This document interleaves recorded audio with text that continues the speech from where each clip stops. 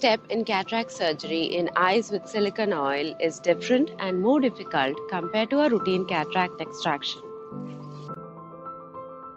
Cataracts that form are usually denser and develop typical fibrous posterior subcapsular plaques. The rexus may be more difficult, zonular weakness and pre-existing PC rents may be present, and poor vitreous support causes large fluctuations in anterior chamber depth. This video highlights the practical difficulties faced and tips to tackle these during cataract surgery in silicone oil-filled eyes. Vitrectomy and silicone oil change the structure of the eye, and the surgeon must be careful to evaluate the eye preoperatively, including assessing the need for the surgery itself, looking for the sequelae of the previous procedure, including zonular instability and posterior capsule compromise, as well as proper IOL power calculation using optical coherence biometry in silicone oil mode. An informed consent must also be taken due to increased risk for adverse events, and the chances of the complications occurring long term should be explained.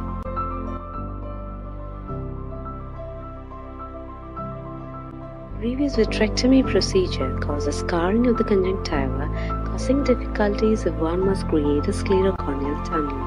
A clear corneal tunnel is therefore recommended. The oil eye may look like this. Emulsified oil may partly or fully fill the anterior chamber, obscuring visualization and causing corneal decompensation and glaucoma. Apart from the complication it causes, presence of oil in the anterior chamber indirectly indicates zonular dehiscence.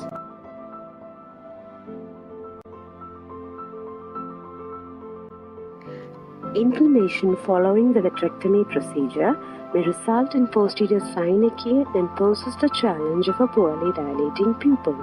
Adequate pupillary enlargement for better visualization must be enabled before attempting the rexus.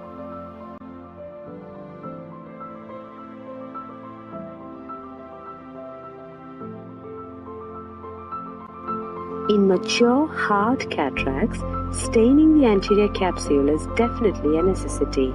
It helps by creating a contrast for better visualization.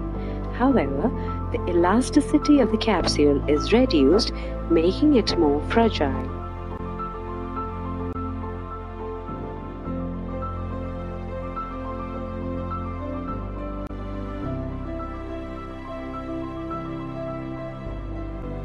Once the capsule is adequately stained, creating the rexus, although uneventful most often, can pose problems when the cataract's intermittent or silicone oil exposure is long-standing and the capsule is fibrotic.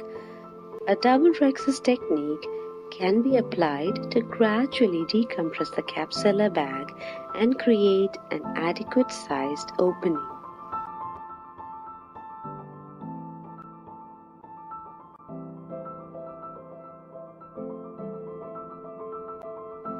In the extreme event of an Argentina flag, one may proceed with capsulotomy in later steps also.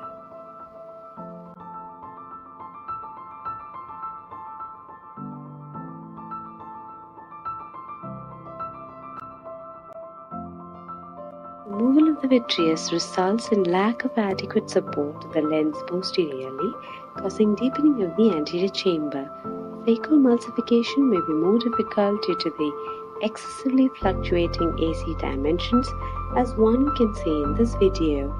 Such movement may, however, be reduced by maintaining fluidics, especially with the newer phaco machines. Nucleus management in a silicone oil-filled eye is always challenging. The nucleus itself will be hard and leathery, and one has to use a direct chop technique to dismember these small nuclear pieces. Needless to say, one has to coat the corneal endothelium well with a dispersive viscoelastic to protect the corneal endothelium, which might be already compromised due to the silicone oil bubbles. I generally prefer a torsional phaco in these situations, which can give good cutting ability and good aspiration by maintaining the chamber very well. The leathery and denser nature of the silicone oil cataracts has been attributed to the inflammation caused by the silicone oil itself. These hard nuclei require a vertical chop technique over horizontal chop, which also puts less stress on the zonules. Use of adequate amounts of viscoat prevents post-op corneal striae and cannot be more emphasized. One can encounter a zonule dehiscence in between the surgery, and this has to be appropriately managed by use of capsule tension rings. Towards the end of surgery, one might encounter a pre-existing rent in the posterior capsule, and the nuclear disassembly and nuclear aspiration has to be done very carefully in such situations. And it has been my experience that because of the cushioning of the silicone oil from behind, nucleus drop is comparatively less compared to those in a formed vitreous. An unwelcome challenge facing a cataract surgeon occasionally in these oil-filled eyes is the presence of a pre-existing posterior capsular rent. Careful hydrodissection has to be done and a slow phacoemulsification to prevent extension of the capsular rent and compromising IOL support. In the event of zonule dehiscence, consider placement of capsule supporting devices at the earliest possible stage after identifying the extent of the dehiscence to decide on the type of supporting device to be used. Capsular opacification is a common occurrence. A characteristic ring-like fibrous PCO is attributed to the exposure of the posterior capsule to the silicone oil present in the posterior segment. Thick plaques are also fairly common.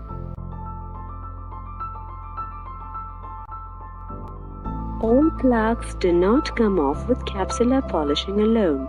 Some require scraping, peeling, or even pars plana membranectomy when the cataract removal is combined with oil removal.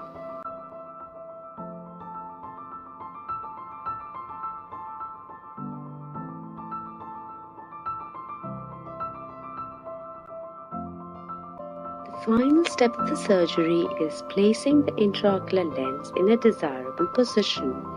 When the rhexis and capsular bag are intact, any IOL of choice may be placed in the capsular bag. The surgeon should always have available a 3-piece IOL to be placed in the sulcus with optic capture in the event of a zonular or bag compromise. An alternative IOL may be considered if adequate capsular support is missing.